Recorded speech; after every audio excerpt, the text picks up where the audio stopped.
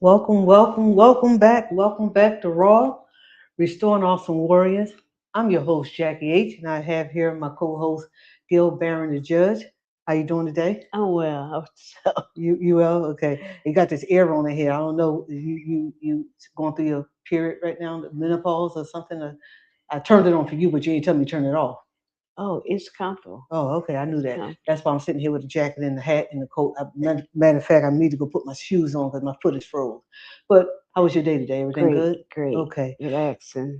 All right. Well, we wasn't here last week because you had something to do and I just rested. So I didn't try to do it by myself. I could have, but I didn't. I took a break too. So we're in the middle of summer coming up, kids getting ready to get out of school. But Today, today, say, today, we have a special guest with us today. who is it? I don't know. I keep saying her name on, so I'm ready for her to come on and tell me what her name is because I don't call her everything, but so I just start saying young lady, right? But we're glad to be here today. So we have uh, I'm gonna let you read the bio, so that way we get out the way of saying what we gotta say, and you talk about it, and then we'll bring up one. Okay. Well, Well, Se'Quia Nicole White. Se'Quia White is passionate about using her voice to please God, and she got an exclamation point behind that. all right, that's serious. Having served in multiple capacities, including choir director, praise and worship leader, singing on various choirs in the city of Philadelphia, and now as a minister in training, preaching the word of God. She was raised in Southern Baptist Church under the leadership of the late Reverend Isaiah Pelzer Jr. and then the leadership of Keith Pelzer. But Sequia now serves at Bible Ministries Fellowship under the leadership of Apostle Dr. Shirley A. Ross. Outside of church, Sequia is the wife of Pastor Tony White and the mother of Titus White.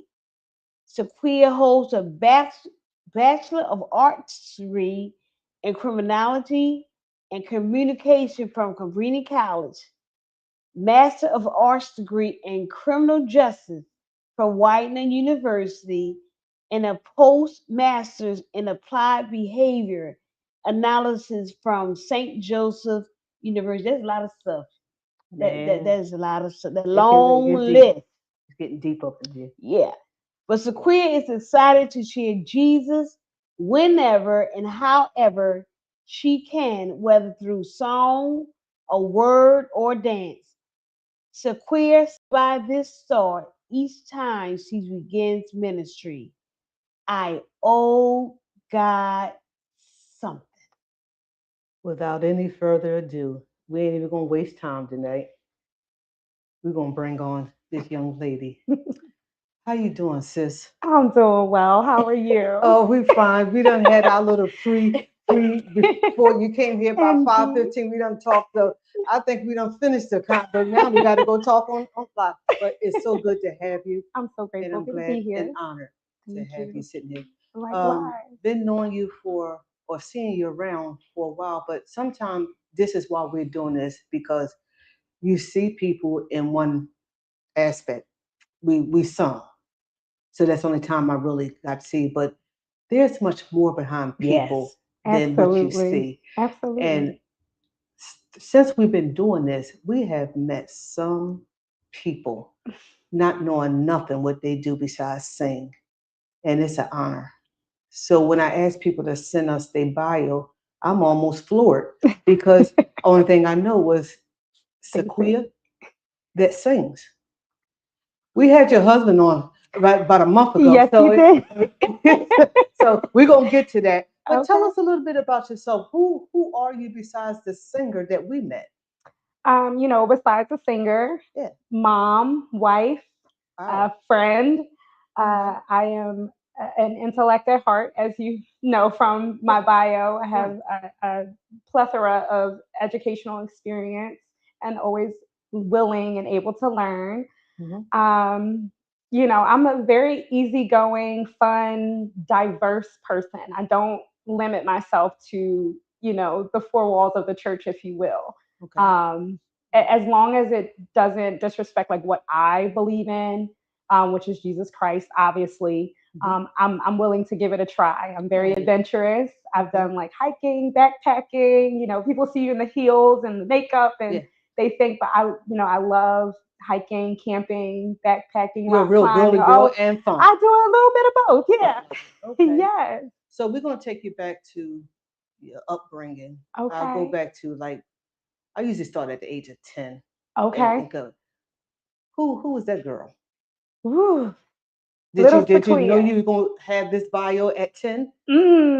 At 10, not necessarily, right? Okay. I would say at a fairly early age, I did express an interest in, criminal justice, criminology. Okay. You couldn't tell me I wasn't going to be, a bad district attorney in someone's courtroom. And, I would watch a lot of court TV shows. And, I always imagined myself in a courtroom in a suit and, being a prosecutor. So for a very long time, I felt that was what my path was. The singing was always there. I come from a musical background. I come from a musical family. I mean, everyone in my family can sing, or play an instrument, or some type of form of ear for music and sound. So how about mom and dad? Oh, they sing down. Yes, but absolutely. you was telling us, so you're a PK? I am. So my biological father is a preacher and a pastor, and then but I was raised by my mother and my grandparents, and my grandfather was a pastor, Pastor Isaiah Pelzer, the late Pastor Isaiah Pelzer. So I am a pastor's kid, a pastor's grandkid, and then later on in life became pastor's niece. So now you. So it's like Prego is in there. Yes, it's in there. Yeah. It's in there. So I know some people there's an expectation, when you have the preachers in the family, but I do come from a family where, they do recognize gifts that a woman can have, but to the extent and the length that I've gone to be now a minister in training, it's exciting. It's exciting to see. It's exciting to see. So the teenager, 16, getting on up there. Getting on up there. What was it? You still was interested in all the things that you? Sure. Yeah. Sure. So I was, I was athletic. I played varsity volleyball. Okay. I was also on the varsity bowling team. These are like little things that most people don't know. What school did you go to? I went to Girls High. I'm a Girls High girl. Okay. Born and raised in Philadelphia. Girls High girl through and through. So I played varsity volleyball, varsity bowling. So I was very into, it was a mix between my sports, my singing, and, my education. Okay. Absolutely. Yes. So that's teenager Se'Quia. Okay. Friends and stuff like that was more of you was into that versus being with your friends, or your friends was on those things? No, definitely friends along those things. So the very just interesting thing about me that most people who are close to me that would know is that I really can get along with everybody. Okay. I have such a diverse background. I went to Masterman for middle school. Okay. And so at Masterman was where I really learned how to get along with different cultures, different religions, different races, different people. So I was always the type of person that had those experiences. So you could see me hanging out with the band geeks, and then you could see me hanging out with the choir people. I was also part of All City Choir, where I got to meet various people throughout the city and maintain and gain friendships that way. Okay. So I have friendships was kind of just inevitable in the things that I was participating in. How about your siblings? How many siblings you have, or is it just your only child? Or? No, I have a brother. You have a brother? We are Irish twins. That is my baby, even though he's the oldest. Yes, okay. He is the oldest. Most people think I'm the oldest. Okay. I guess because he just has like such a more bubbly personality, and he's the goofball. He's the one that he's going to step in the room. He's going to make everybody laugh, right? Okay. So I have my brother. That's the brother that I have with both my mother and father, and then my father has other children. So I have 3 older sisters and then 2 younger brothers. Which I have a relationship with my 2 of my older sisters, and then my younger brothers. We also have a relationship as well. Okay. Now, who puts that together that you maintain that family relationship, even though you have separate or different fathers or mothers?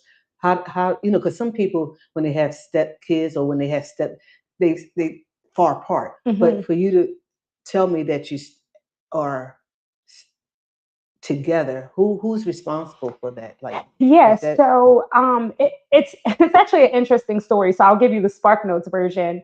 My grandmother, my father's mother, passed away when I was, I believe, in middle school. So my mom went to the funeral services, and she reconnected with my sister's mom. And as they reconnected, my one older sister who lives in Pennsylvania, we were able to connect. Okay. And through that connection, we discovered, that we had the other siblings. And actually, we found our older siblings who were living in the state of Ohio through MySpace.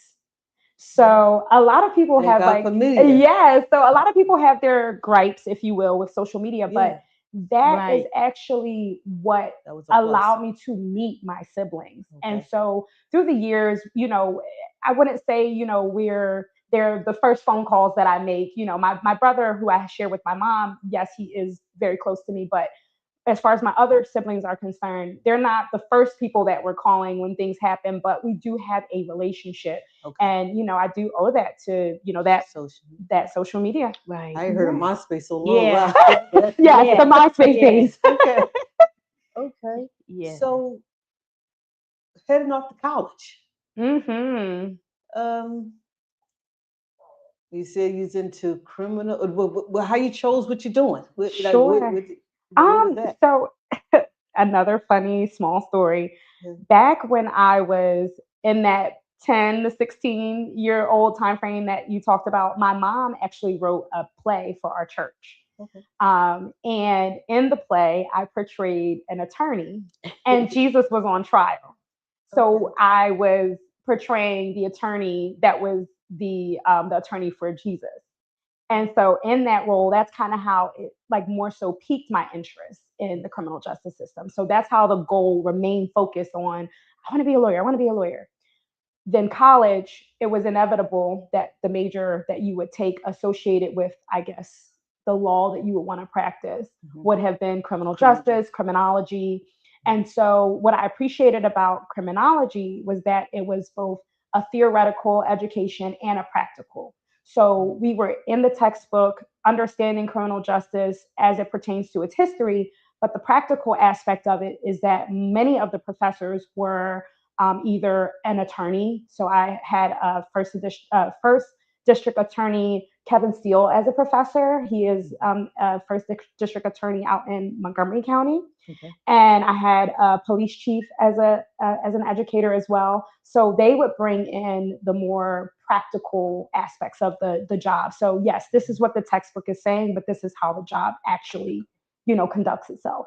Okay. So I went in knowing I wanted to do that major. And then how the communication major came along is because I also had an interest in writing. I've always been a writer. I love journaling. I love writing.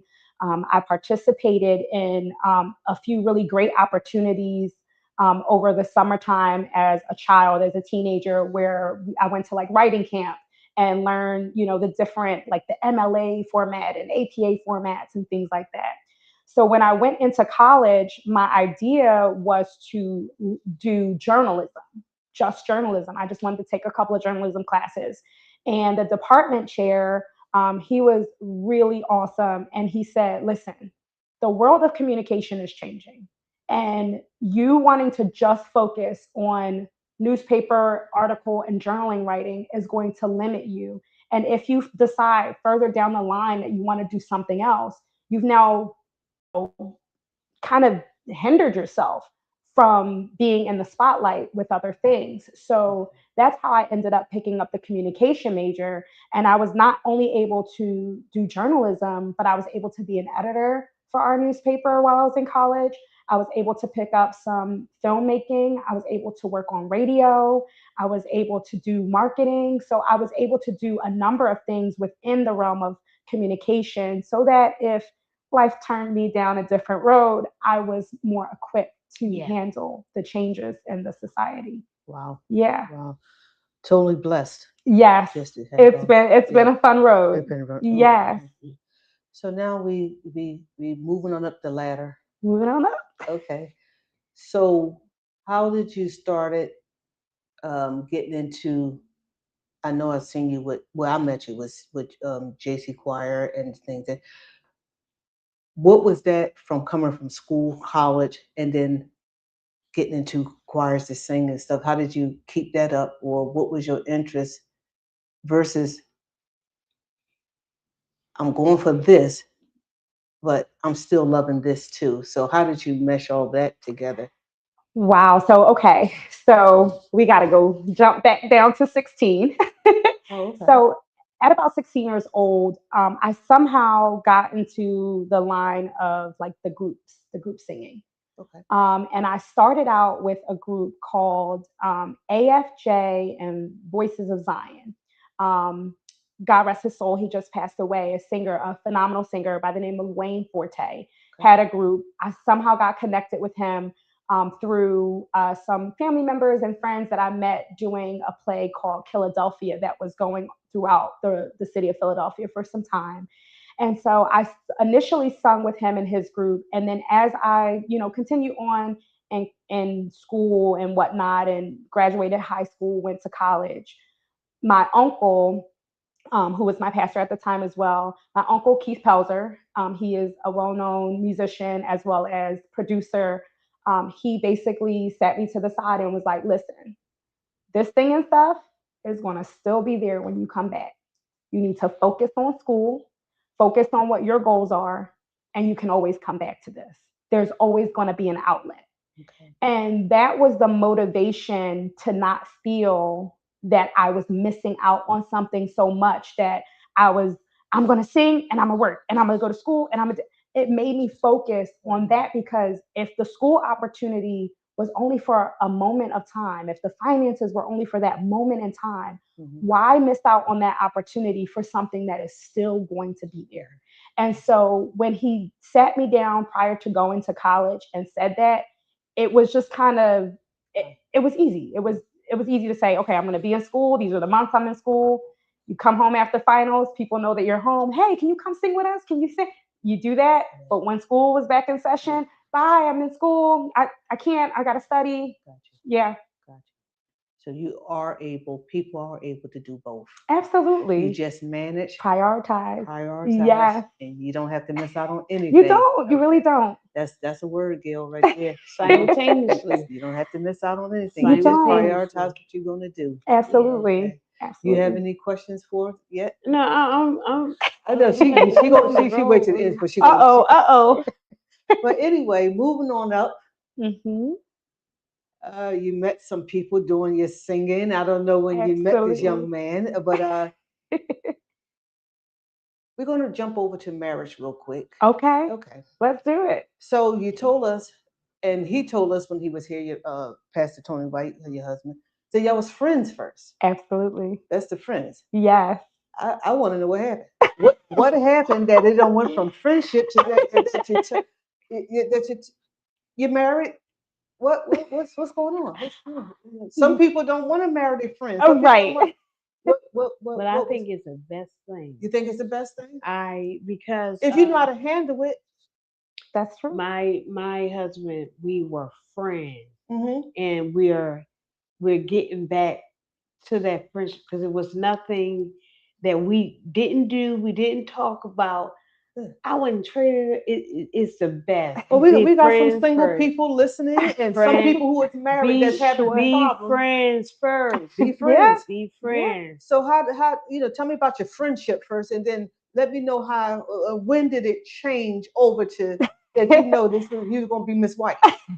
Sure. So, it's crazy. You're very, very much so truthful. You have to be friends first. You have to have some type of foundation. And the basis of your foundation is going to set the tone with not only how the relationship is going to go, but how you endure everything that you need to endure, especially in a marriage. But also, there's always that thing in the back of your mind is like, if this doesn't work out, am I going to lose a friend? Right. So we met through singing with James Scott. I mean, he is the birthing agent of all things, whether it's music, groups, choirs, artists, friendships, marriages.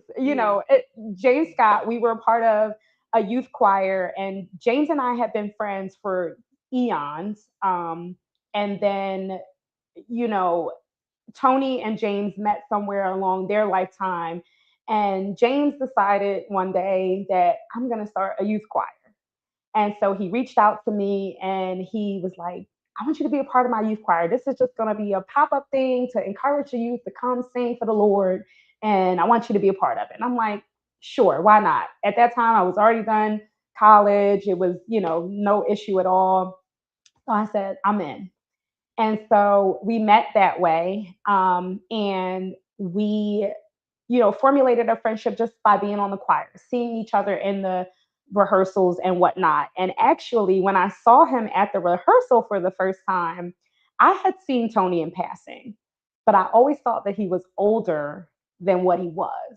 And not because he looked old, but just his mannerisms was that of someone was like with so much wisdom, if you will. And so when I get to the rehearsal and, we're all meet and greet and things, I'm like, what's this old man doing in the youth choir rehearsal? And so when I found I out, ain't got to do with it. Not do with that. when I found She out, said it. You said it. he knows he's my old man. When I found out that we were only several months apart, he's older by several months, I was like, okay.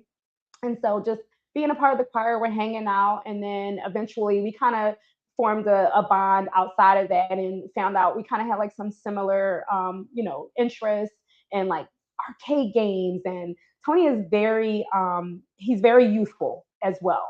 But it takes a lot to see that youthful side of him. So our biggest thing was, let's go play air hockey. And so we kind of like formulated a friendship with that. And then it turned from playing air hockey to, we're talking more about, our daily, everyday lives and what's going on in our lives and what our goals are. And then we start talking about politics, and then we start talking about the church, and, just having an understanding of each other. And what a lot of people don't see about Tony, because everything about his mold is very much so Christ, music. He knows his word, he knows his music. But I got to know him outside of the music and the word. And even when we would have conversations about the word and about music, it was still very like intellectual. And that's what attracted me to my husband. He's an intellect. And I enjoyed our conversations. It wasn't just oh, you hang up first. Oh, you hang up first. It was we never had any of that. It was always like, did you see what happened on CNN today? And we talked about that until we fell asleep, and we woke up and was like, wait, did you refresh the CNN? What happened with that situation? Or, and things like that. And then we started to talk about family dynamics and, realizing that we pretty much grew up the same way.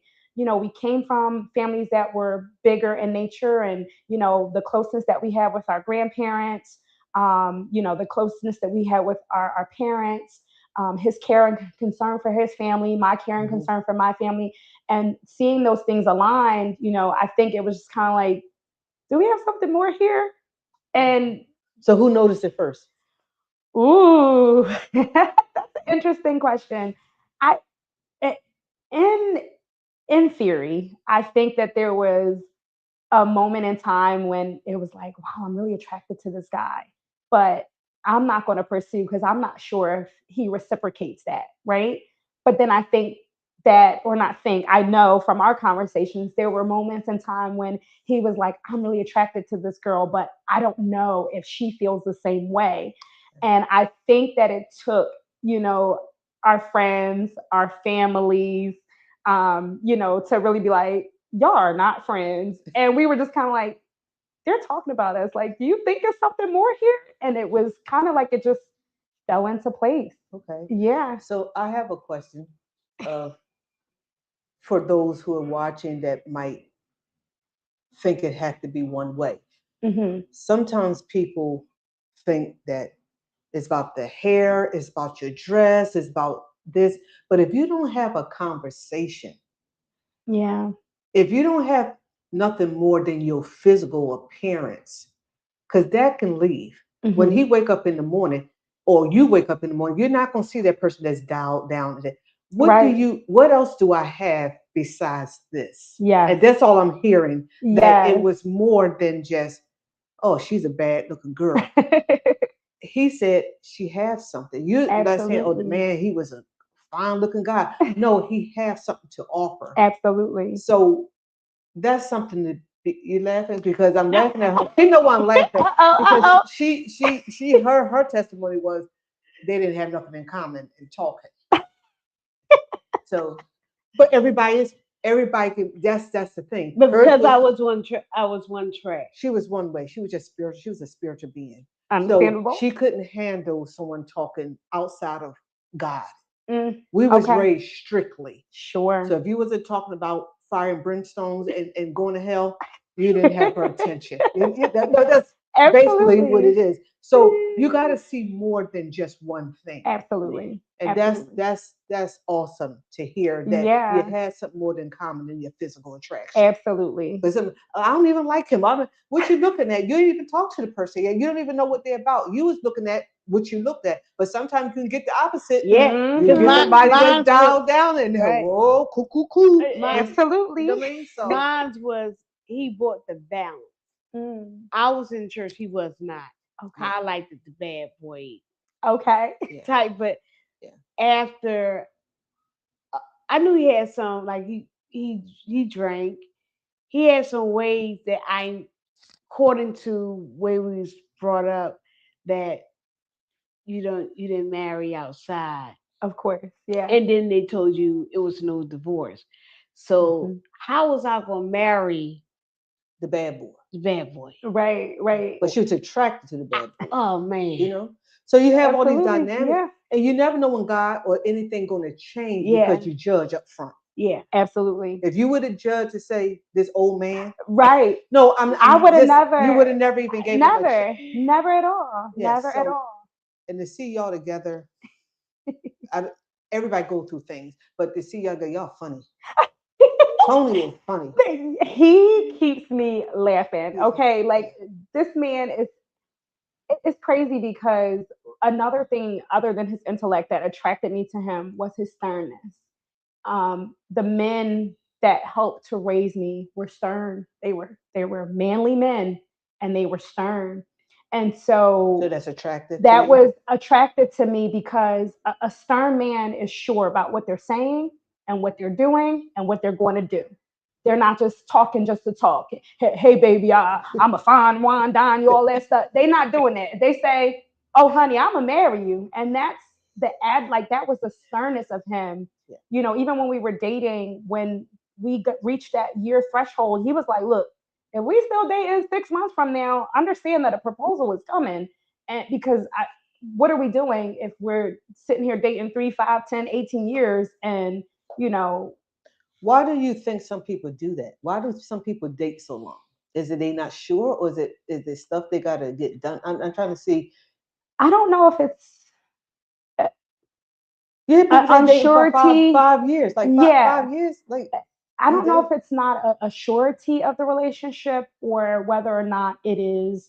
How do I want to put this? A lack of desire to want to be married.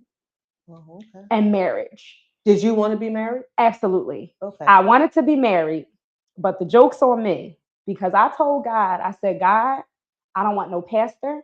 I don't want no musician. I don't want no singer. I told God all the things I didn't want. And all the things I didn't want, it was like he heard didn't and replaced it with did, because my husband is all of those things. Wow. And I'm like, this is a joke. I wanted, give me the janitor, give me the guy that's gonna clean the toilets and make a good living in the church, make a good living, on the outside of church, but the janitor of the church. Like, I'm cool with that. As long as they're a good person and treats me right, does right by me and my family. Yeah. But here I am, married to. Now, why you didn't want those things? Why did you say that you didn't want a pastor? I was a PK. I saw the things that the pastor went through. I saw the things that my grandmother went through as a first lady. I saw the things that, my aunt went through as a first lady, being married to my uncle. And, that was just never something that I wanted. That some people desire to go, I want to be a first lady. I want the prestige. I want the honor, the recognition, I want to be this way and that way. And people don't understand that when you become those things, you are even more in a spotlight than just being whatever your ministry is, or just being like a regular layperson in the congregation. And it's so much to it. It's so much that you have to endure and that your children then have to endure because of your role. So for me, I'm like, I'm cool. Like, I don't want that. Okay. And I'm okay with that. Gail, got anything you want to jump in? Because I'm gonna keep on rolling. I'm gonna keep on rolling. This. We ain't got to the good part yet. We got to. We just it's always a story. Absolutely. Behind. Yeah. With anything in life, we don't want because of what we saw, what absolutely. we heard. Yeah. Absolutely. But true that. But at the end of the day, it can hinder one if you're not open. Absolutely. It's those things, those nuances, those whatever it is, it hinders you. And I know for years my thought of why different things. If I had been open, my life could have been better years ago. Thank God for His grace, because now the things that I didn't want, and what you told me that was against, I have everything right now, but in God. Absolutely. Yeah. Absolutely. And I wouldn't trade my process, because it gives me more now that I can help others. I can be truthful, and I can tell you, don't judge. Don't judge. Yeah, don't you give never up. know. Don't do none of that. You never know. You never know. None of that.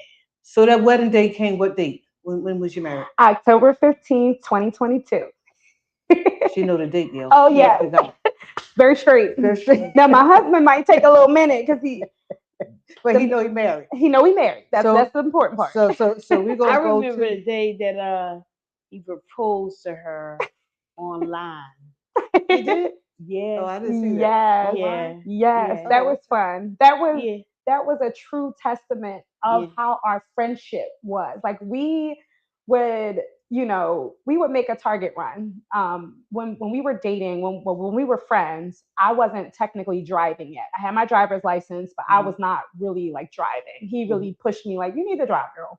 But I would just, hey, can you run me to Target? Hey, can we go here? So we would do Target runs, and we're in the toy section looking at game boards. And we would buy, I'm like, oh, you ever played this game before? All right, we're going to buy it. So that kind of became our thing, alongside like the air hockey and going to the arcades and playing video games and whatnot. So game boards and gaming was our thing. And the game that he used, I think it was called Watch Your Mouth or something of that extent. And you use this device, and you basically have to get the person to say what's on your card, but you're talking with this device in your mouth, so it makes it challenging. So you kind of, it was a very interesting game. And so the way he proposed was that he's like, oh, your mom wants to play this game. And so I had no idea that he was on live. I'm thinking he's recording it. My stepdad was out getting, I think, cheesesteaks that night. I had to sing. I will never forget this day. Oh, wow. I had to sing at Ambassador Seat of Love Church. They were having some type of youth night explosion. And I came in, and my husband, well, now my now husband, he says, yeah, your mom and Reese, that's my stepfather, your mom and Reese want to learn how to play this game. He went to go grab the cheesesteak, so we just gonna record the game. And me, I'm just so oblivious to just things. And he's like, we're gonna play this game, and then we're gonna show Reese the video while we're eating the cheesesteaks. So then that way, after the cheesesteaks, we could just all play the game straight. I'm like, all right, cool. So he's going through. My mom's watching, and she's like, y'all are silly, y'all are silly. And so he gets to this one, and he's like, nah, nah, nah, nah. And I'm like, what? I said, what? I'm like, the cow is in the what? In the who? And then that's when you're timed, and the timer ran out, and he's like, dang. And he dips down and he goes, I said, will you marry me? And I was just like, what? Oh my God. It is a day I'll never forget. I was wearing a turtleneck and a pencil skirt. I don't remember what I was wearing. My hair was in a ponytail.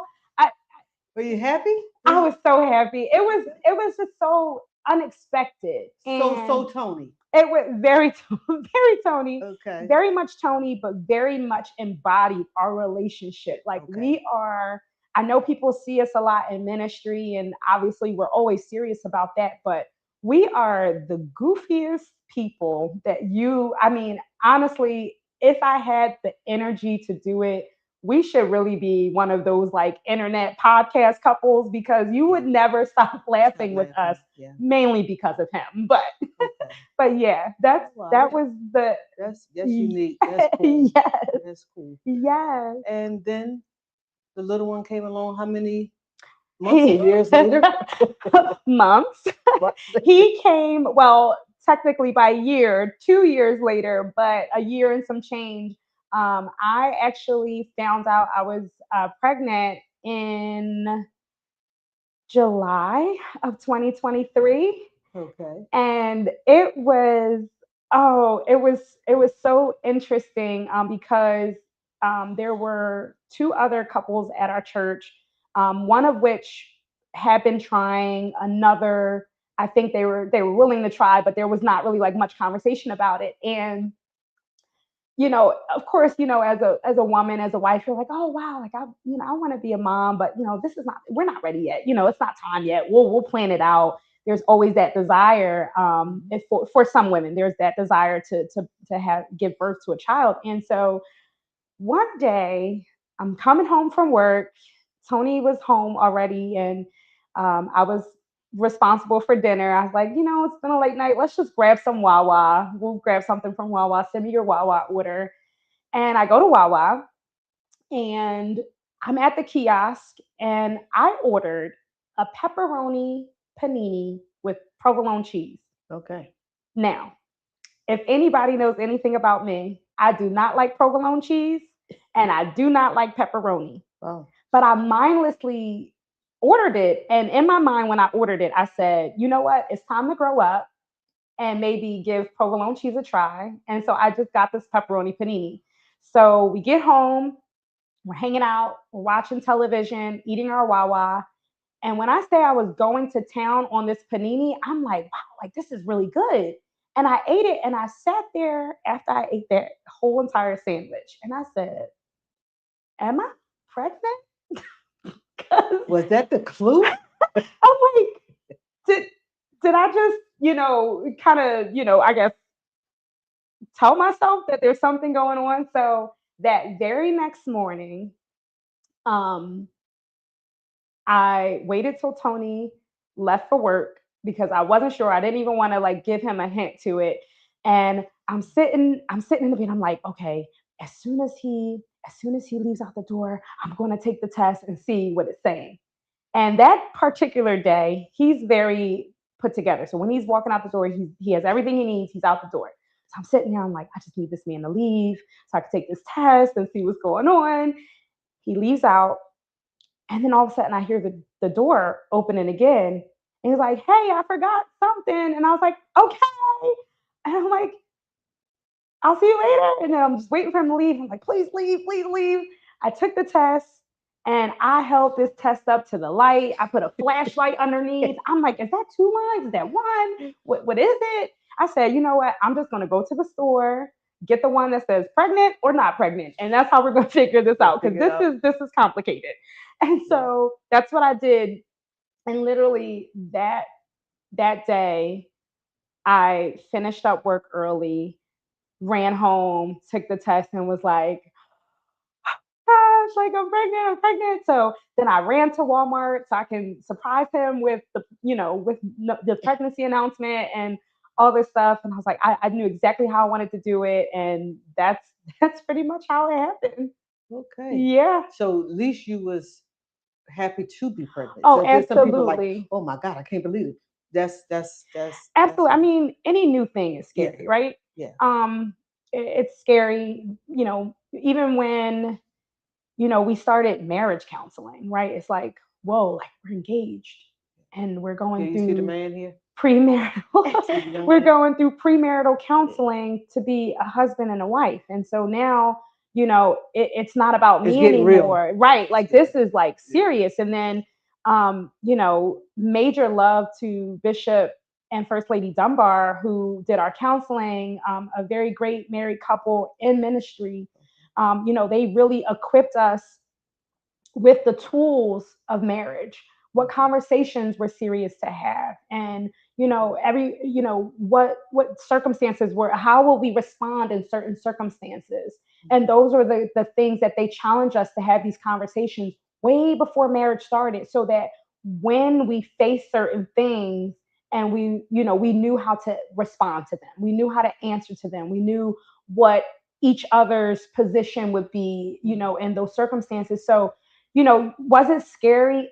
Absolutely. I mean, we're newly married, we're still trying to learn each other, and now here comes a kid. But the good thing is, like, it's a blessing. So accept the blessing. A lot of women, they go through, various challenges with trying to conceive. And so why be in this negative space about that?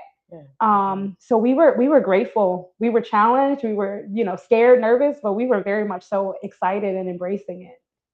Gail, you heard something she just said? Uh-oh. No. You all was friends. Yeah. Way before you married.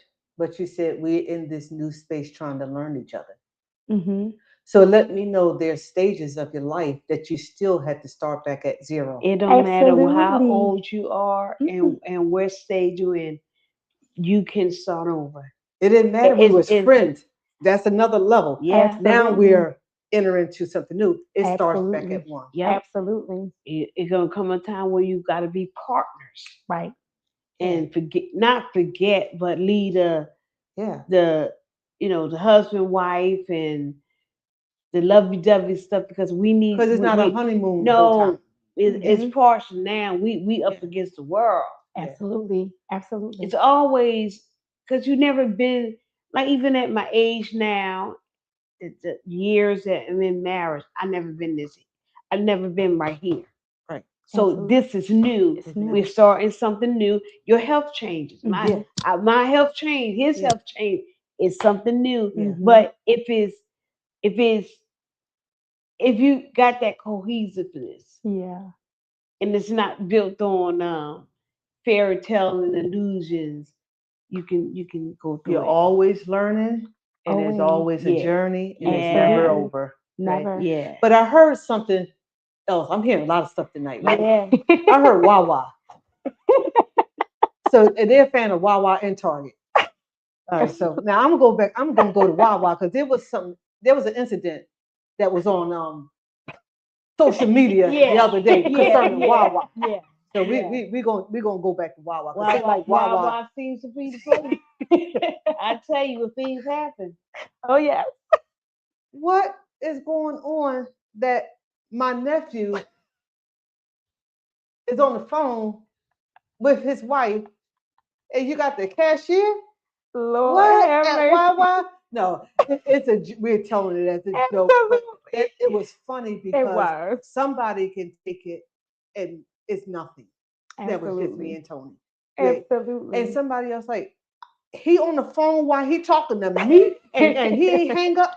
It'd be a whole different. Yeah. It'd be the same Could have story, went but another way. Yeah. it could have been. It's like, okay, I took the joke because I know both of you, and I said this Sure. is probably really. They probably laughing at this. I mean, crying, But I tears. had other people. It's like, how rude. How rude was he to stay on the phone and be talking to somebody else and his wife on the phone? Speak Well, speak on the was a- behalf of my brother Tony. Go ahead, Gail. No, I'ma I was speak, saying, I'ma but speak. still, it was he didn't hide it. But That's a somebody perspective. Yeah. said he should have hung up the phone.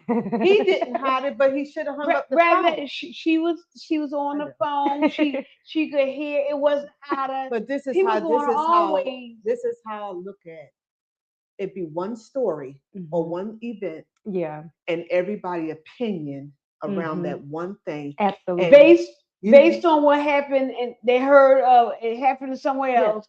It's And like that game they play.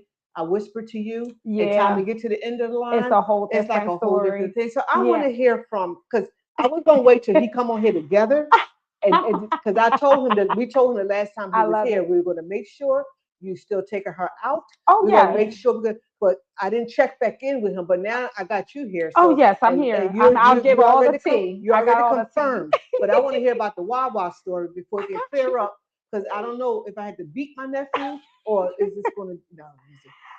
What in the world was going on with the Wawa? So we were on the phone, our usual, and he's at the checkout to make a purchase.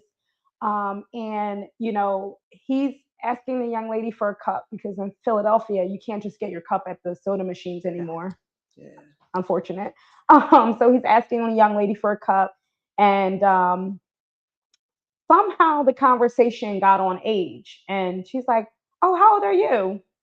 And he's like, I was born in 92. That's all I can say. He's like, she says, oh yeah, like, oh, that means we about the same age. I was looking like, yeah, he probably the same age as me. And in my mind as a woman, you're like, and I can say this, from the friend side, even from the wife side, I'm like, bro, she's clearly trying to like find out your age. She didn't think he was old. To hit on you. I mean, she wasn't like, it was more so, oh, how old are you? Like, you know a woman. I mean, hey, we knew where we were. We ain't clueless. But before we know where we was at. Yes. And so I'm like, oh, this woman is flirting with you, and you don't. And she's like, oh, do you remember back in the day, this spot and that spot in Philadelphia? He was like, oh yeah, that was the time. Oh yeah. And I'm like, don't say anything because maybe he has you on speakerphone. Me, I'm a headphones girly, or I'm holding the phone up because people tend to have conversation with you and don't realize you're on the phone. Or if you have the earbuds in, they're having full blown conversations. And you're like, I'm actually on a phone call. So I know him. He's a speakerphone type of person. So I'm like, I'm gonna just sit here and listen to this engagement interaction. And so he finishes his checkout. He's long, done in the store. He gets back in the car. He's like, hello, honey? I said, hey. He's like, okay, I wasn't sure if you hung up or not. I said, no, I was still there. I said, Kiki Winans was in the Wawa. He said, huh? I said, oh, you just was a kiki with the lady about, oh yeah, that was the time. Oh yeah. And so he was like, yo, like you got mad quiet. I said, because I wasn't sure if I was on speakerphone. And I'm really big on, I don't want to offend someone else off of something that's not actually offensive to me. So prime example, like going to a restaurant. If something's wrong with the food, I'm just like, hi, can you, this is not what I asked for. I have an allergy.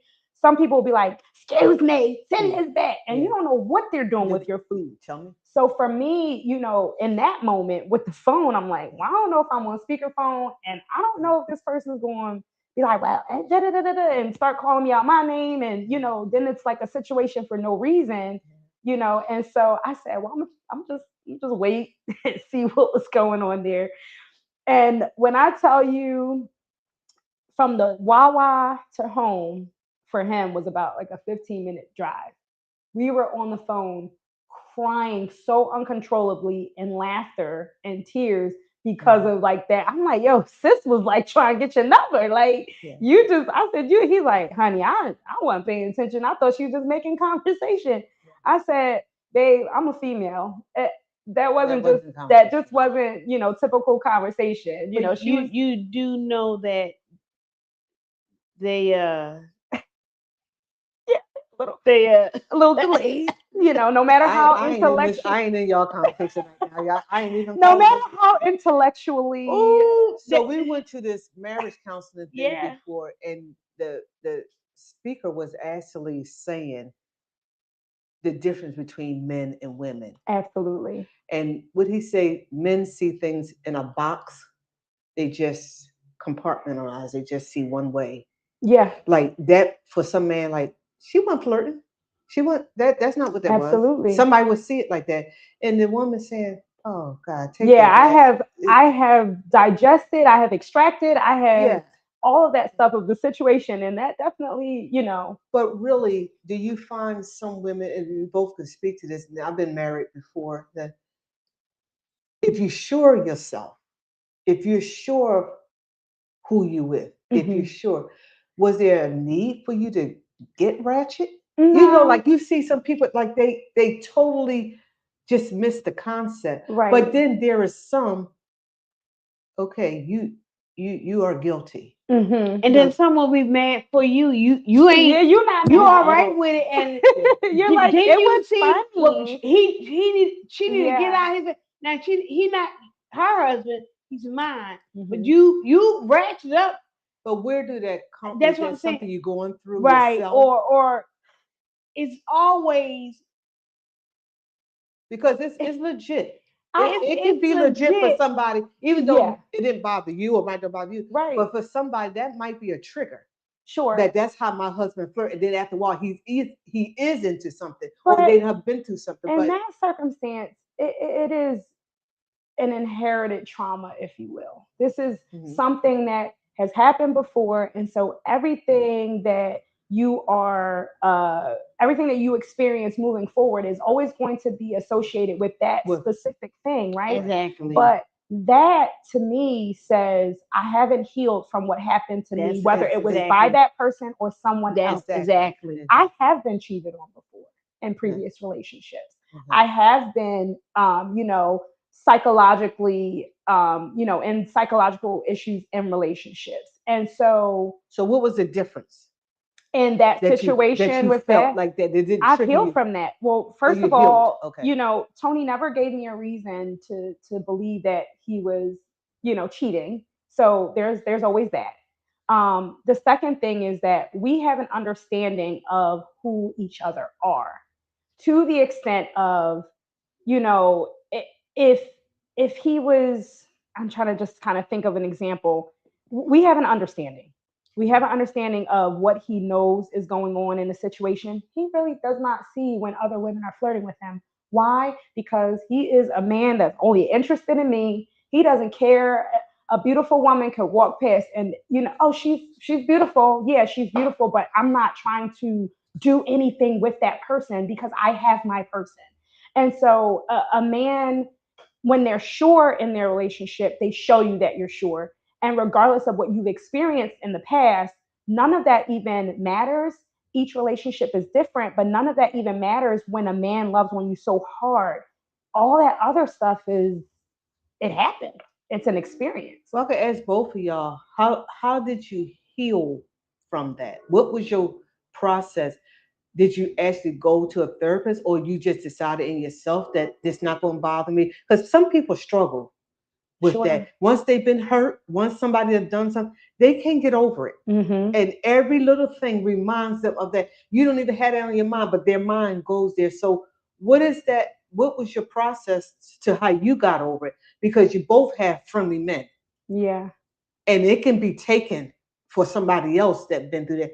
This is not going to happen with me. You're going to stop laughing, and you're going to stop doing. I've seen women, seriously, they haven't got over no trauma, no hurt. So what was your work to get to this place that y'all got friendly guys that does this and it's okay? So there's a lot of moving parts here, right? And I'm sure we don't even have too much time to really delve into it. We'll come back for Part two. two. Because it's stuff that we'll say stuff on the surface, but somebody Yeah. is hurting. Yeah. Somebody is going through a totally different thing. That was funny to y'all, but Yeah, the comment that that was said to me, that was not a joke, because they thought he was very rude Right. to stay on the phone. Right. And I'm like, okay, but that's his wife. But then I realized they was triggered by something. So here's the thing. To the Wawa situation, you only see the aspect of the conversation that Tony puts in. So you don't hear my part. You don't hear my voice in his storytelling. Yeah. But when you add his story with my story and you fill in the missing pieces, oh yeah, it seems like that was something that was just like funny, right? But when you think about when people have like this inherited trauma and they're triggered by certain things, what many people don't know is that I went through a psychologically and emotionally abusive relationship. So I've never been, hit or domestic violence or anything of that sort. But I dated a gentleman one time, or I dated a man one time, and he was so psychologically and emotionally abusive that when I wanted to break up with him, he would either call me or have his family members call me and say, I'm sitting in the middle of this big highway and I'm going to sit here until a big tractor trailer runs me over since you don't want to be with me. Mm-hmm. So that's nothing that you are raised to be able to handle.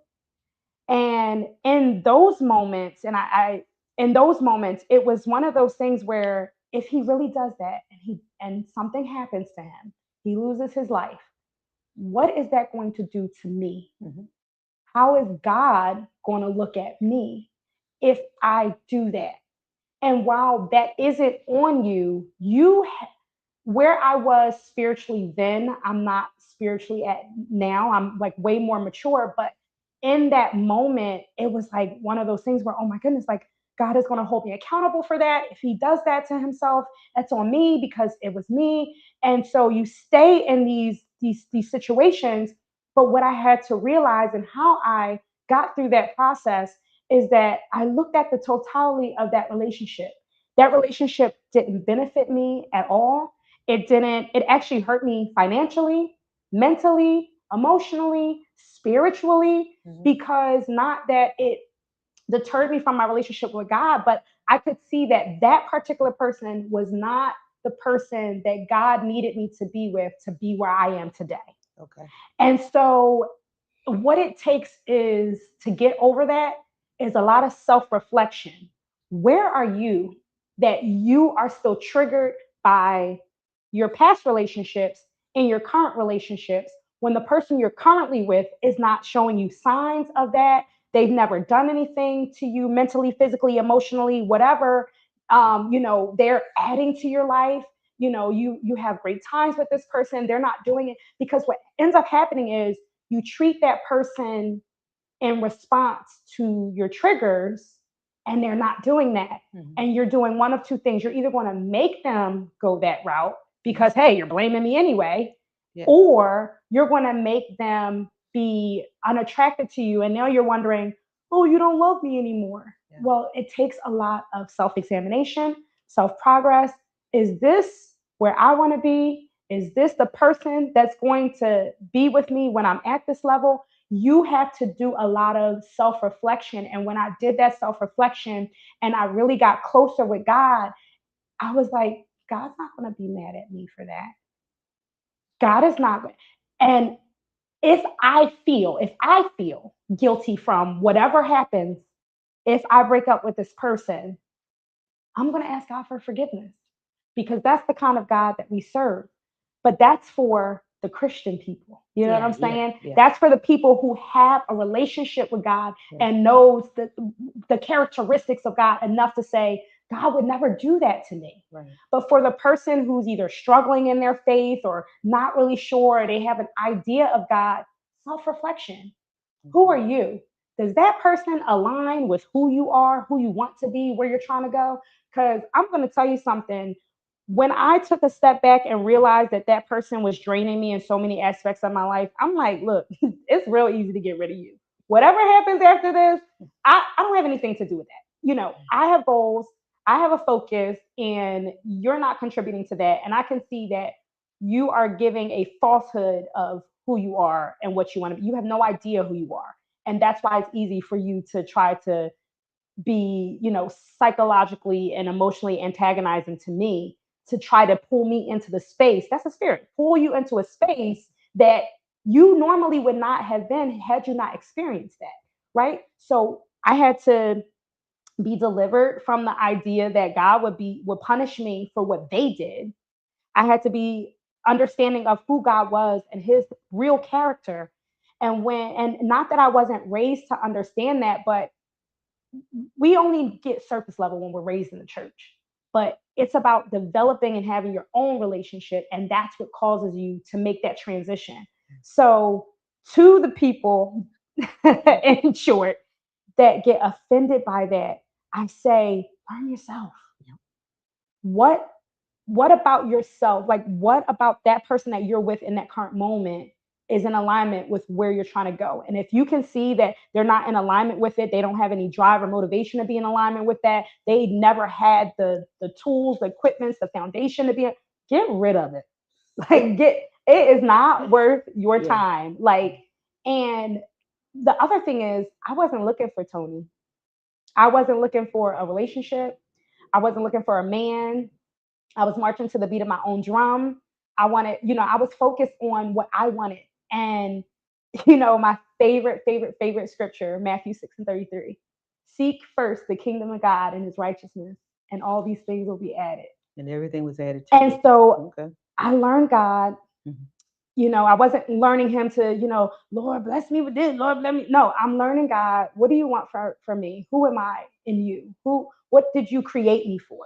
What is my purpose? And then I'm working and moving in that purpose. And I'm asking God, like, are my goals aligned with what you want for my life and what you have for my life? And then as I was making those prayers and as I was going down those pathways, the career started coming. The education was made easy, which is why I have all these, masters, postmasters, all that stuff, good stuff in between. This is why I'm married, to the love of my life, my best friend. This is why I have the exact person, minus the preacher and the musician. But this is why I have the exact person that I've always desired to be with, someone who is family oriented, someone who has an intellect, who can speak beyond, Genesis to Revelation. Like, that's great, because I need someone who, hey, can you explain this scripture to me? Can you help me understand this better? Or, I'm kind of confused as to this and to that. I have that in Tony, but I can always be like, yo, did you see what happened? In Washington, D.C., I can say those things and we can have an intellectual conversation so that we understand like where our mindset is. So as it pertains to the Wawa, when I made the comment to him on the phone, it was easy to laugh because he knew that the spirit I was coming with was one of playfulness and laughter. It's beautiful. That's good. Now, Gail, Evangelist Gail, Elder Gail, whatever, Sister Gail, she said to have politics, conversation with around all of it. So you're listening, right? So we listen. But that's good process. That's the person that I'm talking about that made the comment wasn't even in a relationship. Oh Lord, maybe it's just so maybe that's why they keep had to. They need to go through the process because that probably was keeping them from even going to get someone else because they still traumatized. So it was just a funny thing. But Tony, we got you, brother. We got you. We know what's a joke. We know. But what do you do for a living? I am a state parole agent. Okay. For the state of Pennsylvania. Okay. And you're going to school now get your credential for pastoring or preaching, or what you doing with? So not school per se. Courses that are offered through my church, Bible Ministries Fellowship, under Apostle Ross. Okay. And I'm going through the training. I didn't want to preach. We being groomed for First Lady. That is the ongoing thing. It's so funny. I always make a statement. I'm very careful when I make it to certain people, and I know it's probably going to reach a level platform, but God has the craziest sense of humor. Like, if you don't in your day just be like, okay, God, you think you're funny. Like that, I really like have those conversations with God. I'm like, God, you're not funny at all. Like, I don't find you funny. You know, That's friend. That's friend. When you're a friend, Absolutely. you can. And so, you know, I have Lord. that relationship with God where I can Yeah. be like, God, this is not funny. Like that you're hilarious, but you're not. So yeah, so I'm going. I never wanted to be a preacher, but it was prophesied to me years ago, and of course, I was like, I'm a singer. That's what I am. I'm going to sing, and that's it. My grandma prophesied it to me.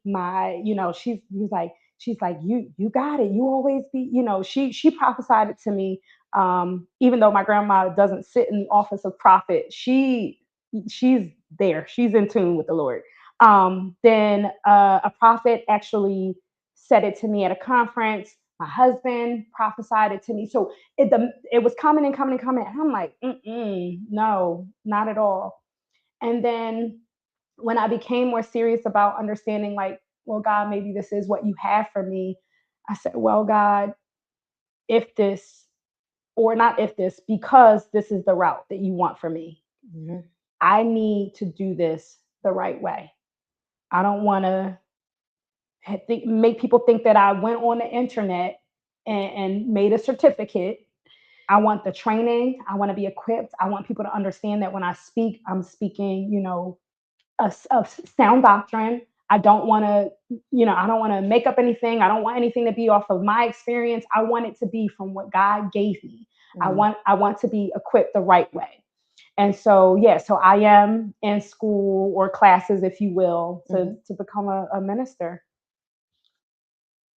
Gail, what was the question you had for her about how does she intertwine being with her secular job and in the spiritual job? Something I can't think of the exact question. Because in your secular job, you say you were as a state parole. Yes. So I'm quite sure you are involved with a lot of things. But from a Christian standpoint, sure. How do you do that when it's facts, is what they are, but as a Christian, you can't judge. You can't have certain feelings, because I remember when I was in school, my teacher told me, don't let your morals affect what your job is, because sometimes our morals, I believe, we don't always.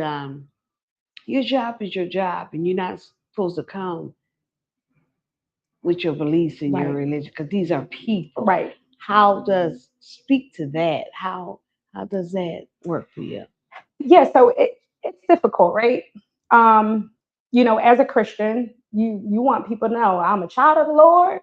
Lord, Lord is my shepherd. I shall not want. We kind of be walking around like that, when you're saved and you're really into the Lord, right?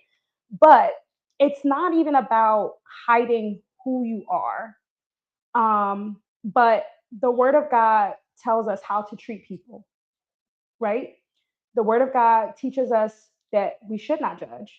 It teaches that we should be kind, especially to, certain demographics, right? And so you take those tools. Something I learned back when I was a communication major was transferable skills, transferable values. So it's a process to be a minister in training, a child of God, and deal with what I deal with on a daily basis with my job. But at the end of the day, they are people. Yes.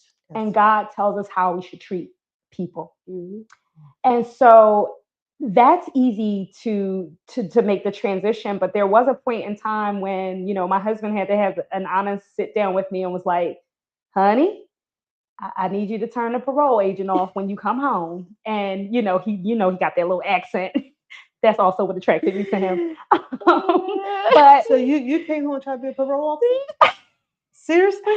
What? You went there? You were postal? I had this employee one of my maintenance, he was a former Marine and a former police officer. Ooh. But he was doing maintenance for our company. And they used to tell him, we don't know whether to salute you or put our hands behind our back. So did you find that hard turning off? So, Or sometimes you didn't realize it? I didn't realize it. What had happened was Yeah, I didn't realize You it. didn't And realize it. so, I was very like militant in the things that I was doing, or I was very like harsh in how I would say certain things. That there was, as a law enforcement agent, you have to have like very strong personal and candid conversations where that's not appropriate in every setting, right? And so, sometimes my approach with things would be a lot more harsher than, my husband would expect his dainty wife to be. And he had to say, hey, like, don't forget, turn that switch off, And so when I walk into a church, depending on, if I'm there to serve in the capacity of worship leader or singing, or if I'm in the capacity of first lady, those are two different mindsets.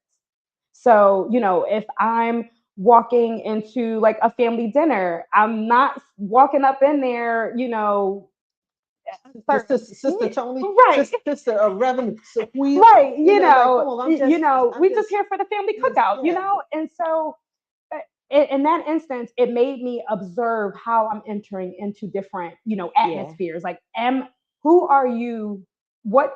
And I don't want to make it seem like it's like a personality like thing, right? But it's who are you in this setting, Right. You And know? that's not easy to No. switch those Mm-mm. those hats, because we wear a lot of hats, and you have That's what it to. is. When I'm home, we just had this conversation earlier this week, and I realized some ways I'm hard, Mm-hmm. but at home I don't need to be, so I need to tone it back. Right. And it's not that But y'all need friends. huh? Y'all need friends. Well, I mean, what I'm saying, you need sisters and friends that tell you Right. that, like, Absolutely. because you wear 2 or 3 hats. Your mother, Mm-hmm. preachers, Mm-hmm. law enforcement, whatever you have. So sometimes you need a friend to say, okay, and give you some instructions. Yeah. Okay, before you go home, maybe take 45 minutes to sit in the car and turn it off. You got to be, what you call it? You said something just a while ago. Transferable. Yeah, but it's something else. In other words, you got to be direct. You got to be focused on. I'm getting ready to go home to be a mother. Yeah, you Right. have to talk to yourself. Right. And so Yeah. whatever that is that you Yeah. need to go Unwind, through yeah. metaphors in that car Yeah. before you Mhm. get there. Because there's a lot of times it's not meant, it's not on purpose. Absolutely. But It's too all- much. She also preach to me all the time. I keep telling her. You trying to preach to her now? I That's just it. That's want to it. be your sister. That's all. I just want to be your sister today. I don't. And please don't come and talk in tongue to me right on that day off. No, I'm just saying No, that, yeah. and then I'm accused of saying how I say it, but that's the only way I can say it, to say, no, not today. Right. It's okay. I respect your office when you're at the office. no, Right now, I just need a friend to go on the roller coaster. and sometimes, like you say, you need friends. Yeah. But when they are your friend, so you're everything to them. You don't want them to make a mistake. Not make a mistake. You don't want them to wind up being like something you don't want. It's the friend coming out. It's the wife coming out. It's the preacher coming out. It gets it all. Absolutely. But then you need to understand and mate. And Yeah. then, like she Yeah. said, and like your husbands talk to you, say, okay, turn the head around. Right. What head is going, So you need it need to be. I will go home today and apologize. I believe it's hard. Yeah, I mean it believe is. And it's so funny because like after we had that conversation, it was like, ooh, wow, like, I was kind of talking to you in this manner, or, I did respond this way. Oops, my bad. Yeah. But let me say this, and maybe somebody could feel this, is you need a very secure man Mm-hmm. in some of the positions that you hold. Absolutely. Because if they even like some men don't even want a woman to be in that spot of because you like okay, you telling me like you get some women is the pastor and the husband's a deacon. Mm-hmm. Mm-hmm. They don't look at it as an office. They look at it. Somebody told them that pastor's hired. No, it's That's real. true. It's That real. is a real And then thing. you come home and act like the pastor. Yeah. It's one thing you that in the church, but then you take that and transfer it over, and I'm Right. already feeling some sort of way because Right. The offices are different. everybody don't understand uh, ministry and everything. So Mm-hmm. is a conversation that maybe pastor wives or pastor husband need to get together and have these conversations of Absolutely. because I don't think there's enough going on because a lot of divorces has happened because of this. Is a lot of Mhm. things happen, Mhm. or he don't feel like coming home because he don't know if he coming home to the pastor. So that's how cheap. That's how things start happening. Right. But people don't want to talk about it. It's not like I Right. don't love you, but if I'm coming home to the boss Mm-hmm.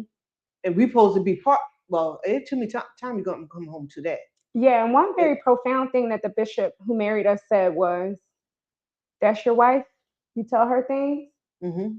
and that's your husband, you tell him things." Mm-hmm. And you know, but what he said was, when you're telling each other things, be conscientious of who that person is when you tell When you them. tell them. And so, oftentimes, when you see that conflict in a relationship, it's more so, They don't talk to the wrong I'm the person. man. Yeah. You're supposed to, Tony has a way of speaking, with me and to me where he's asserting I'm the man without, being too harsh. He Is knows he a pastor too? he is a pastor. But he's not your pastor. So No, what I mean, he's not the pastor of your church. no, not Oh, of the not of the church. Yes. okay. So, there's an understanding of, he's the man and how he's coming to me, but he understands how to communicate with me. That's another very important Yeah. thing in conflict that happens in relationships. There's no real understanding of the communication method and Right. mode. And so, oftentimes if, I have to talk to him about something and I don't want to hear, let's be honest, what the Bible says. I just want to talk to you as my friend. And I want you to understand, like, don't judge what I'm going to say to you and how I feel. I just want to talk to you as my friend. And then we can address So it do y'all have with a the word of code or God. anything to Oh, say? we got a code. You There's do? so many codes. So Okay. the main code, if it's confidential, we don't want no one else to know about it. We don't want it to leave our space. We say, before we say what we have to say, we say marriage conversation. Okay. When we say Cool. that, it doesn't leave our home. It doesn't leave between husband and wife. That's it. Okay. So if I say marriage conversation, the sky is purple, no one else is going to know that I said on this date, this time, that the sky is purple. Everybody hear this? No, I have friends that's listening because Yeah. they don't know boundaries. They don't know anything. Yeah. If it's between you and me, I should be able to lay my head on my pillow and tell you something that's not going to go to not even your sister. Absolutely. Absolutely. That's covenant. Absolutely. And if you that's make what that people vow, need to then you should understand. keep Absolutely. Right. And so That's cool. I can come to him and say, look, I just need a friend. I need to talk to you as my friend, not my husband, Yeah. not the pastor, not, whatever capacity else you serve, just friend. Okay. And we have that understanding, and that allows him to respond in the manner of which I need to either get through or over whatever it is I'm going to talk to him about. Okay, I'm going to be the devil advocate. Uh-oh. No. After you say that, and then they come with a wild conversation, you hold up to not getting mad? Oh, absolutely. You do? Okay. Absolutely. Gail? Okay, never mind. See, when she take long to answer around, it's like, I'm just picking with it. Gail, sister conversation? Do you understand that? Like, if I'm gonna tell you something, I'm not talking to the pastor in you. I'm talking, so you can't come back 3 days later and then want to give me scripture on the same thing we just discussed. She didn't say that. So she said, I want my friend now. Then we can come back. Because you can't leave. You can't. I mean, there are instances. Is it the same subject? Like if I'm talking to you, the sky is blue. That's our code. I mean, that's the subject we had when I was talking. Is just stay in this house. You can't wait till 3 days later and say, well, now I'm talking to you as a friend. The sky wasn't blue. That's the same subject. No. So that's turning. She said, I'm trying to help these people get. You can't. Yeah, You she can't do said, that. I want my friend that moment. Right. Because I want to express what I'm saying Right. without judgment. Mhm. She didn't say she was right. Right. So when you are So being on Saturday, he gonna come back and say, "I'm the pastor now." So in no, that same so- subject, I'm gonna straighten you out. To also just kind of give you context, sometimes what will happen is if it's such a strong topic, right, where my viewpoint of it is not where he knows I should be spiritually because covenant. Sister White, you're not helping me. I'm helping you. I'll help you. Wait, you've been with me. He can say, it. Usually, if it's something of that sort, I need my friend. I need to talk to my friend. He will know to ask. I'm listening to you as my friend. Now, can I come back as a pastor? There you go. Okay. Now that gives me the opportunity to choose to hear what he's saying and the context of that, and I can receive it better because I've braced myself because he asked. Hey. Okay, you're right, Gail. Okay. You get what? But you didn't ask me to come back as a pastor. You just throwing on me. But that's understand. That's again, it's covenant, right? But when you're in covenant with somebody, whether it's your sister or whatever, I'm not gonna leave you right there. I'm gonna listen and I'm gonna shake my head or whatever, but I'm gonna come back. And then sometimes he might say, and if I say something and he doesn't respond in the time, I'm like, so what do you think? And he'll go, do you want your friend response or do you want the pastor response or the Christian response? Cool. There's that understanding. There's an understanding. That's cool. Okay. Absolutely. And that's so good for all levels. Oh. Because a lot of people want, I just want you to hear me. Yes. But then you need to understand that, though, because some people don't want correction. Yeah, that's true. You have to. Some people want to labor in their mess. They just want to stay there. Yeah. So just let them have it, and I won't bother you no more. You don't want correction. I'm good for that, but I'm not going to force it on because you already let me know. Absolutely. This is who you are. You just want. But y'all in friendship, so that's something totally different. Absolutely. I can go on and on, but I know we have to let her go. This has been enriching. It's enrichment for me because I'm a Christian, but I like to deal with reality. Absolutely. I'm not too spiritual that I can't hear this other side. Because I was on the other side, nobody listened to me. I wasn't always where I'm at now to be mature. And people put me down because of what I thought or what I said. And it was damaging. And it took me a long time to get to maturity because of that. Yeah. So I hear people who don't make sense because I was there and I never judge. It's not that I agree, but I can hear you without making an opinion. And so this is why this was so cool to me because she sings at the winery. City winery. And when we came up, I thought you didn't even go, if it was selling beer or wine, you don't even go in the place. And this is something, this will be our last subject to talk about. How do you deal with that? Or maybe you don't have to deal with it. We dealt with it as when we went to Italy to sing. People was questioning, the guy asked, would y'all be able to sing in a bar? And I was saying, I'm taking God, I'm here to sing. I don't have to do what the bar do, whatever you think it was. Right. But yes, I can. Right. But some people won't even go in. So how do you, what do y'all do as Christians and you got to go sing a song or do what you do? Talk to me about that because that right there, for me, no, I make up song. I came up on R&B. Sure. We weren't supposed to have it in our house. Of course. But I love it. So I took and changed. So it wasn't about what they were saying. I just loved the beat. So a couple songs I have, you might realize that was that song, but that's not who I was. I don't see a harm in that. But for some people, it's a problem. So y'all speak to that to me and let me know where I'm going wrong. Maybe I need to get more higher and come up the ladder or whatever it is. I came to see you at the City Runner and it was enjoyable. Thank you. Yes. It's one of those things where what I like to call an acquired taste. Okay. Uh-oh. When you have an acquired taste, it's something that maybe I can tolerate, but someone else can't.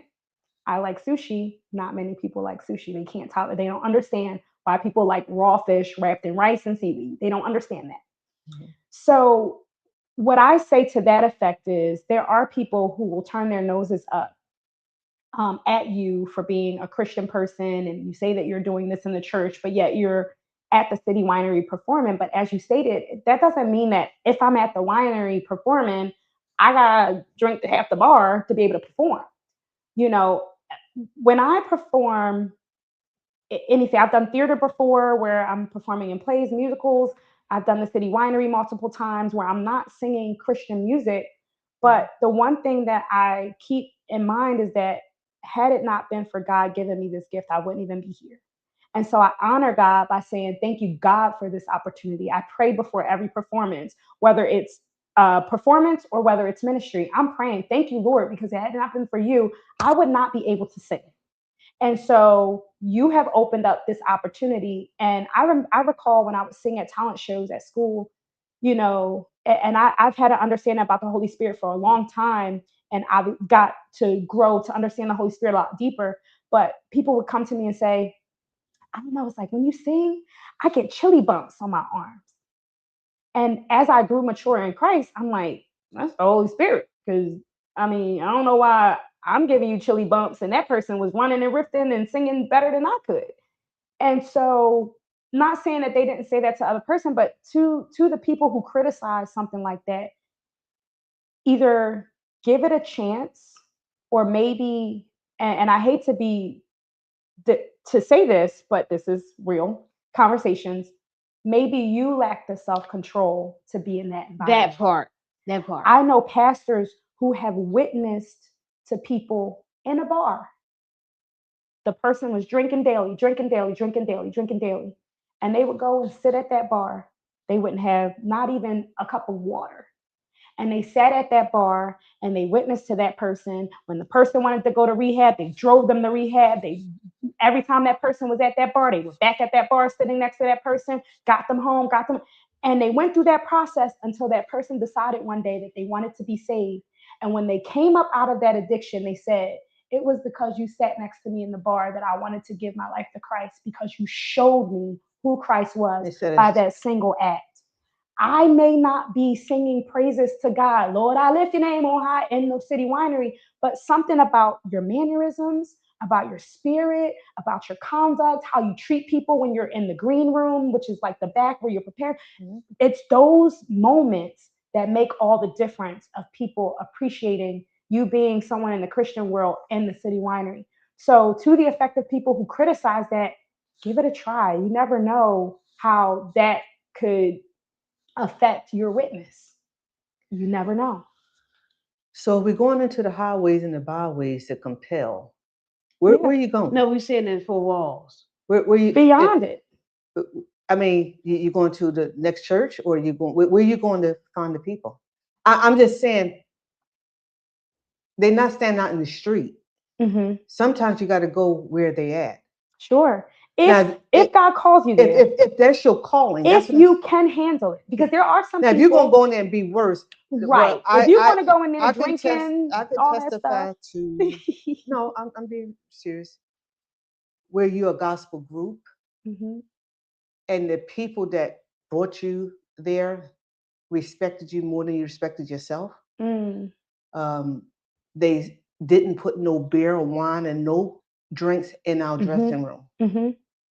Where the Christians asked the people who respected you as Christians, why y'all didn't put nothing in our room? Mm. Mm. And I was like, wow.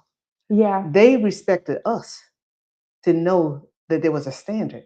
Mm-hmm. And we went and asked for the stuff. Mm-hmm. So you can't handle where you at. Right. Right. And that makes all the difference. And that makes the difference. So then you put that on everybody. Right. But I can stand here and do that. Now there's some places I can't. No, absolutely. But don't send me to the strip club. I don't want to see that. I'm sorry. You need to know your boundaries. And I'm not saying going there, right? God gonna send everybody to But there is Yeah. a calling on some people's life that's Mhm. where they had to go to pull you out of. And But it's not broadcasting. It's not like, oh, I'm going here to witness. No. No, your conduct alone should be your witness. But I think we was in trouble for going to see her. Mm. I don't know who got you, but I'm just saying. Mm. No, in the past, Or we would be in past, trouble for yes. even going. Mm. It ain't got nothing to do with you there. Yeah, yeah. It's just me the showing up place. to support you. Right. So I've grown. It's not a complaint. If that's No. how you are, Right. I honor that. Yes. But I'm just trying to figure out what spirit is in me and how much Holy Ghost or power that I have that I can't go sit down without touching. Self-control. That's one of the Selective. 5. One of the fruits of the spirit. You have to have self-control. Now, if you Absolutely. can't control yourself, okay.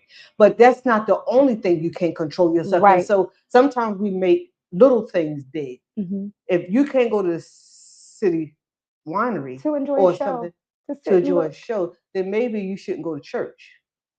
Mm. Ask me why I say that. Why do you say? Because I was sitting in church, one of the biggest centers coming up, and you shouldn't have been sitting next to me. Mm. Because those same people was everywhere. Mhm. How you think about it. Right.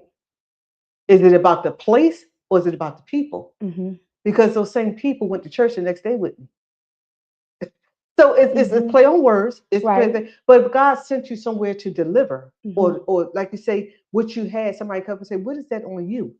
You did your thing that night. Mhm. But I saw talent. I saw something that God gave. And I walked away. They didn't make me do nothing else wrong. Yeah. I didn't get that one drink. We had Sprite, water. I Mhm. sat right there. We had And they have really good crab dip. and I walked out there still the same person as I Right. walked in. Right. But if you can't handle it, that's fine. But Mhm. there's some people can't handle talking on the phone because Right. you're gossiping. Right. If we talking about what God don't like, That's Yeah. that's true. we got They picks say and any more than what 20 minutes is gossip, but we got picks and choose of different things. So, but I'm absolutely. glad to hear your opinion of it. But we sung in a lot of places Yeah. that nobody would go to. Yeah. Mm. But I took my God into the place. That's how you do it. That's how you We do even it. sung at a gravesite. Gravesite. It was Mm. nothing. A motorcycle club. Wow. You know, we Now picture did. that. And they How was about those that? men with stuff all across there. I mean, look like they would snatch you up and they do everything. Yeah. We sung right there. And I've been invited to sing at funerals where, if I'm invited, my first question is, were they saved or unsaved? Yeah. Because that makes a difference in my song selection Right. Yeah. and how much I witness Christ. Yeah. Because to the saved, listen, I'm just here to help you in your mourning and to, encourage you. Yeah. But for the unsaved, I need to utilize my voice to now minister Christ to you That's it. in this moment. So we Because couldn't sing Jesus over it because of their stance. Yeah. Nothing with Jesus in it. Nothing with Jesus in it. Mm. Now, did that mean I don't believe in Jesus? Mhm. But we found a whole lot of songs that we didn't have to say it. But you knew where I stood. Yes, absolutely. Amazing grace, how sweet. They not about it don't have to say the But words. it's sometimes a grace. His grace. Yeah. It's His grace. So The one that y'all don't believe in. We talking you about know that his tune grace. that had unknown. that's his grace. Yeah. But Se'Quia, Yes. if I'm saying it You right, got it. I You're got on it now, You're y'all.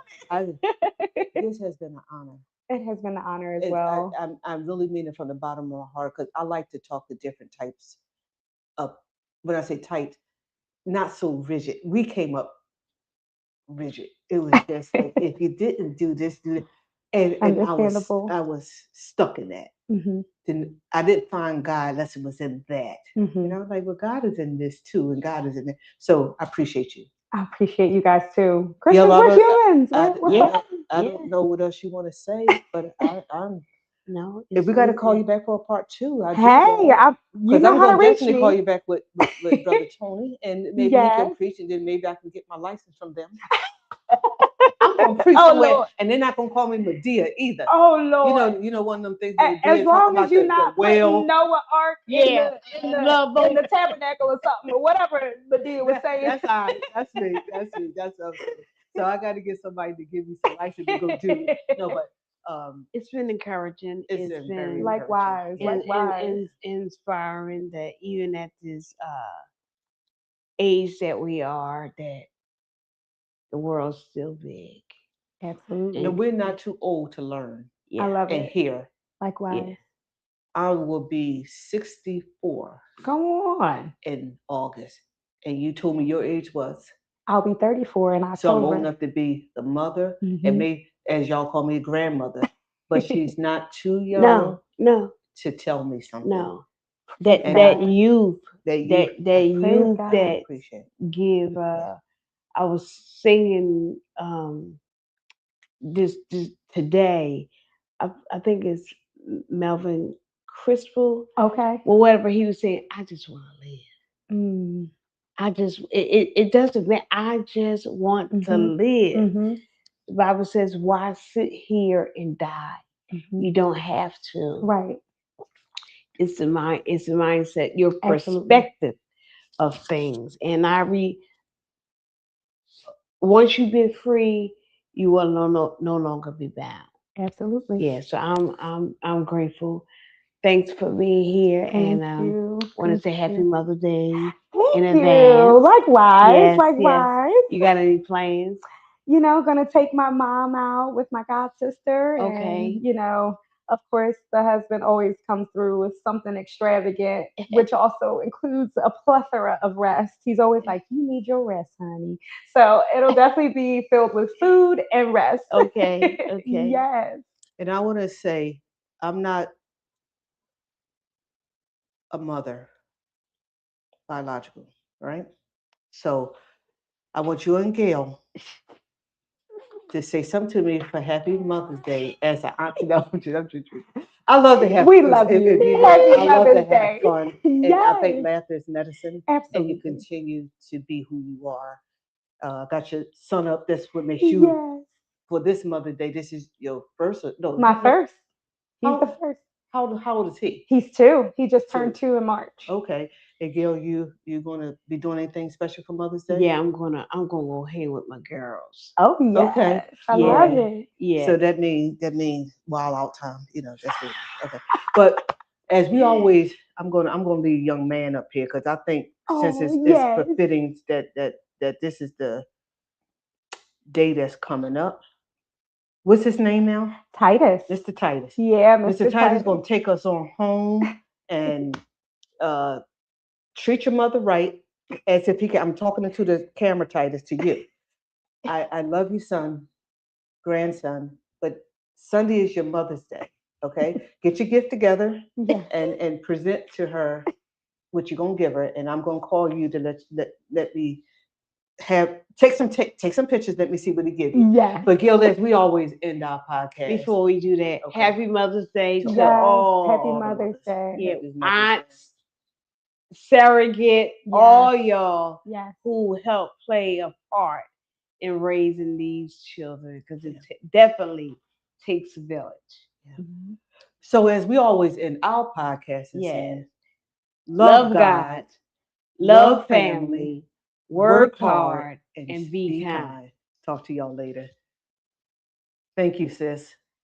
Thank you so much. Thank Thank you so much. you. This is the young man gonna take us out.